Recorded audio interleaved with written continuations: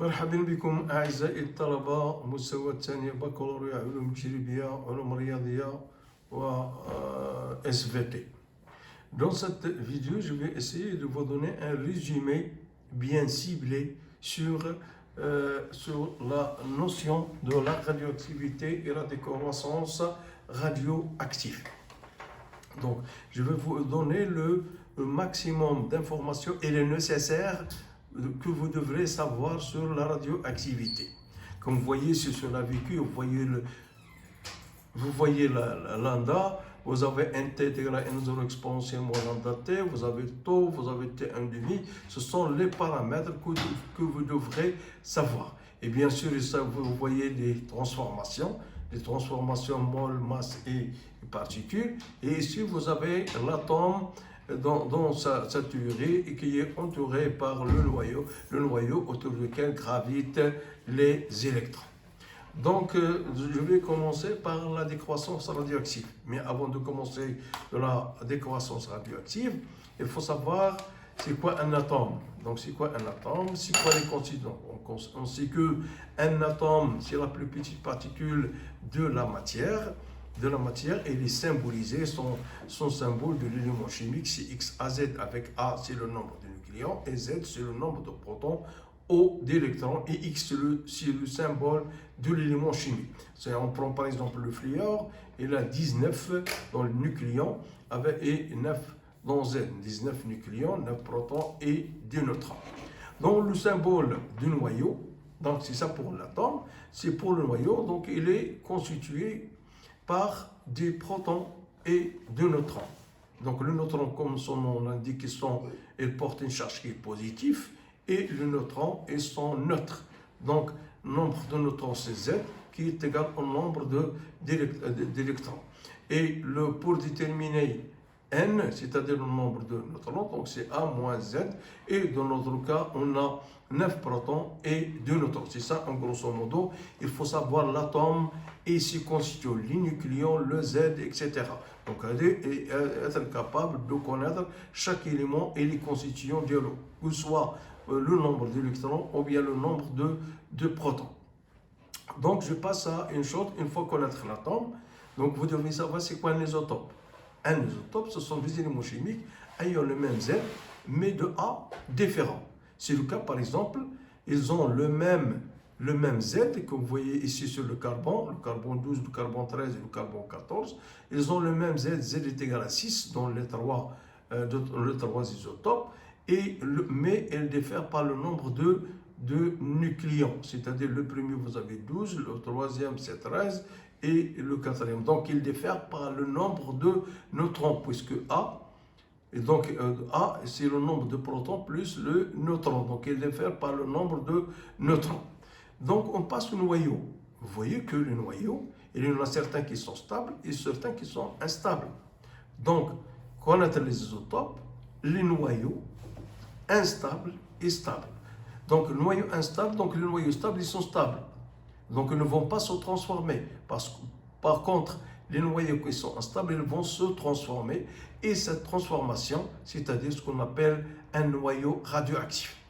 C'est un noyau instable, donc qui va se désintégrer spontanément en noyau plus stable. Donc, il a une énergie qui est en excès, donc pour se stabiliser, il va libérer certaines énergies. Donc, il va donner d'autres particules. Donc, l'élément initial, c'est ce qu'on appelle le noyau radioactif. En noyau pair, il va donner un noyau fils plus une particule. Donc, c'est ça. Donc, le noyau radioactif, c'est un élément qui est instable, qui va se désintégrer. Et cette désintégration, elle est aléatoire, elle est spontanée, c'est-à-dire qu'on ne peut pas savoir quel est son temps où il va se désintégrer ou le temps où il va se transformer en un autre noyau qu'on appelle le noyau fils avec une émission, soit d'une particule, soit d'une énergie.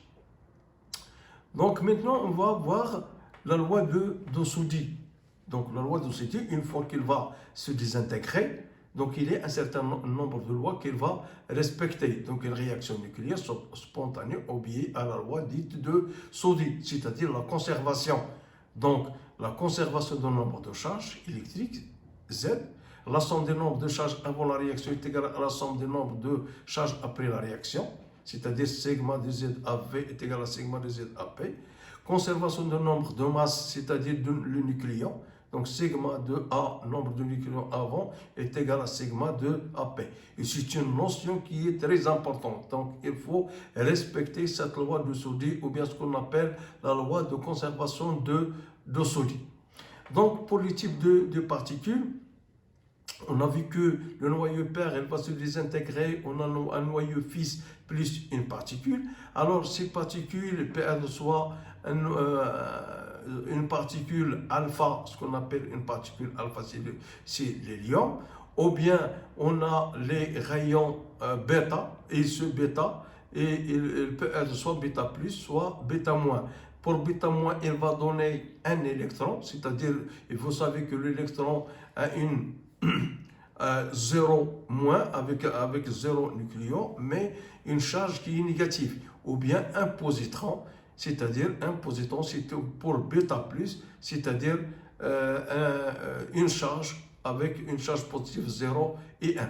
Et bien sûr, une fois avoir ces éléments, soit alpha, soit bêta, certains noyaux fils ne sont pas encore stables, ils vont se désintégrer. Et cette désintégration, elle va engendrer ce qu'on appelle une rayon gamma. Et rayon gamma, c'est une onde électromagnétique qui est émise pour stabiliser, pour éliminer l'excès d'énergie. Et qui dit libération d'énergie, d'excès d'énergie, ça veut dire la stabilité de l'atome. Donc, ce sont les différentes particules, soit alpha, soit bêta moins, bêta plus, soit bêta moins, soit les rayons gamma. Ce sont les 4 cas qu'on pourra avoir. Maintenant, je veux passer à la loi de décroissance radioactive. Ça veut dire quoi la loi de décroissance radioactive? C'est-à-dire vous avez un certain nombre de noyaux radioactifs à l'instant t est égal à 0. Ah, donc au fil du temps, on constate que ce nombre de noyaux, il décroît. Alors les mathématiciens ont donné une formule, que la variation du nombre de noyaux en fonction du temps plus lambda n égale à 0. Alors, cette équation différentielle admise pour une solution à la loi de décroissance radioactive et qui va donner que Nt est égal à N0. La résolution de cette équation, c'est une équation logarithmique et la solution qui va donner que Nt est égal à N0 exponentielle moins lambda t. Avec Nt, c'est le nombre de noyaux radioactifs. Donc, N0, c'est le nombre de noyaux initial à l'instant t, t égale à 0. Et lambda, ce qu'on appelle la constante radioactive. Et c'est-à-dire parce que cette notion de radioactivité, ce sont des réactions qui sont aléatoires, spontanées. Il y a ce qu'on appelle la probabilité de désintégration. Et constante radioactive qui est exprimée en seconde moins 1. De là, on peut tirer plusieurs relations. Donc la demi-vie, on l'a déjà évoqué dans certaines vidéos, demi-vie aux périodes, c'est-à-dire la demi-vie aux périodes, c'est le temps nécessaire pour désintégrer pour la réaction de la moitié du nombre de noyaux initial. C'est-à-dire, et on écrit que Nt1,5 est égal à N0 sur 2, ce qui implique que T1,5 pour tout calcul fait, donc T1,5 est égal à log de 2 sur lambda, et on sait bien que 1 sur lambda est égal à taux, et temps de réaction, c'est-à-dire ln2.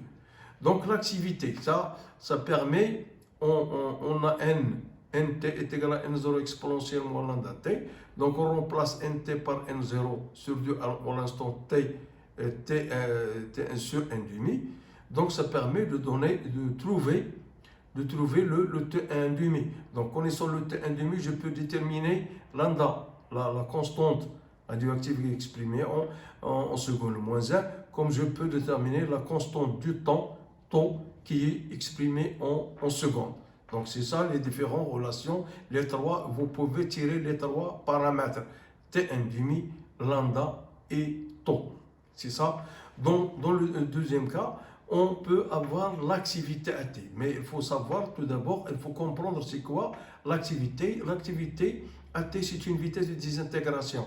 c'est une vitesse, c'est le nombre de noyaux désintégrés par seconde. Il est exprimé en becquerel, donc une désintégration par seconde.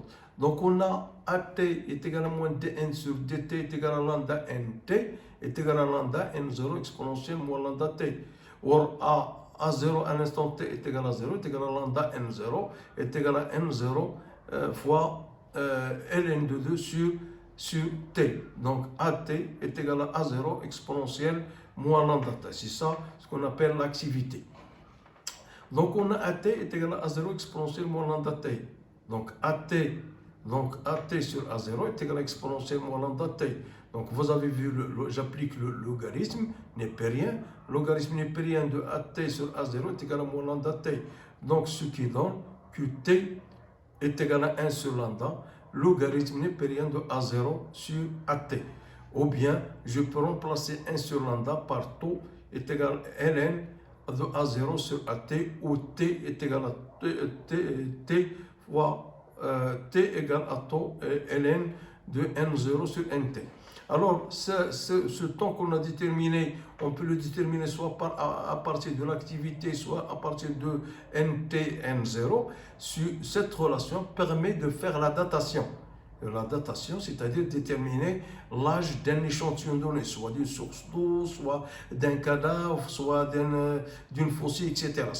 Et ça, la relation relative à la datation. Ça permet de déterminer le temps ou l'âge de tel eau ou bien de tel fossile, etc. ou bien d'un cadavre. Ça permet de donner son âge.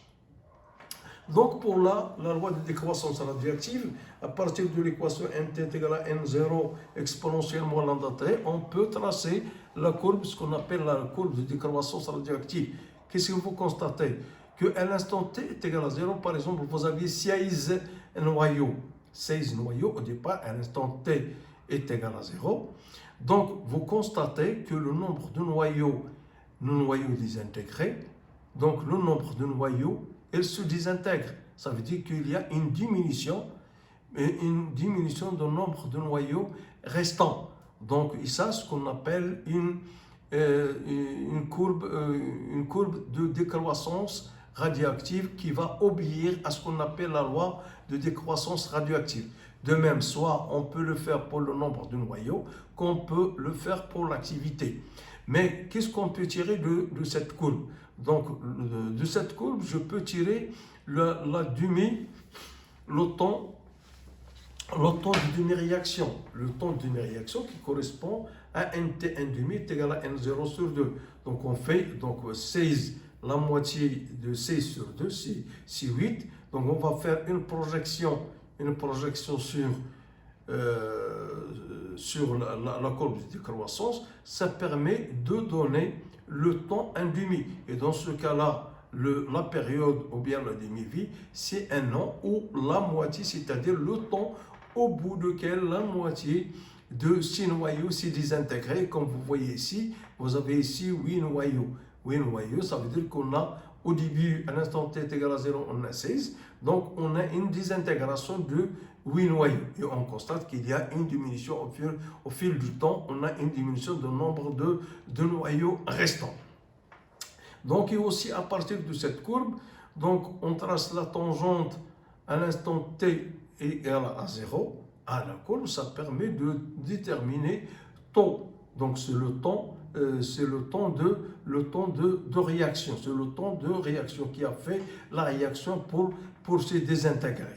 Donc, à partir de cette courbe, on peut tirer soit taux, soit le temps de demi-réaction. Et connaissant le temps de demi-réaction, je peux tirer le temps de demi-réaction. Connaissant le temps de demi-réaction, il peut déterminer soit par calcul, soit graphiquement. Donc, on a vu précédemment que par calcul que T1,5 est égal à log de 2 sur lambda, mais pratiquement et sur une courbe décroissante, on peut le déterminer en posant un t égal à n02, on fait des projections, on peut déterminer taux et on peut déterminer le temps de demi-réaction. De même ici théoriquement, on peut déterminer ici, connaissant T1,5, je peux déterminer lambda, et si j'ai déterminé lambda, donc je peux déterminer le temps, c'est-à-dire la constante de temps qui est exprimée en 1 seconde. Et c'est très intéressant pour savoir quels sont les paramètres que je devrais savoir dans le cas de la radioactivité.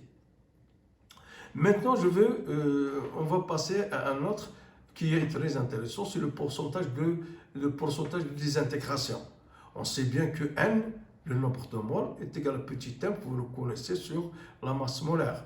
Et est égal à N, est égal au nombre de noyaux radioactifs sur la constante d'Avogadro qui est 6,02 10 puissance 23. Donc avec N, c'est le nombre de moles de l'échantillon, petit m, c'est la masse de l'échantillon, M, c'est la masse molaire. Donc le pourcentage du noyau désintégré, on a le pourcentage du noyau désintégré et le pourcentage du noyau restant. Donc on a deux pourcentages, soit le pourcentage du noyau désintégré, soit le pourcentage du noyau restant. Donc le pourcentage du noyau désintégré est égal à N0 moins Nt sur N0. Et pour le pourcentage du noyau restant, donc c'est Nt sur N0. Et comme ça, on a calculé différents paramètres des pourcentages. Et merci de votre attention.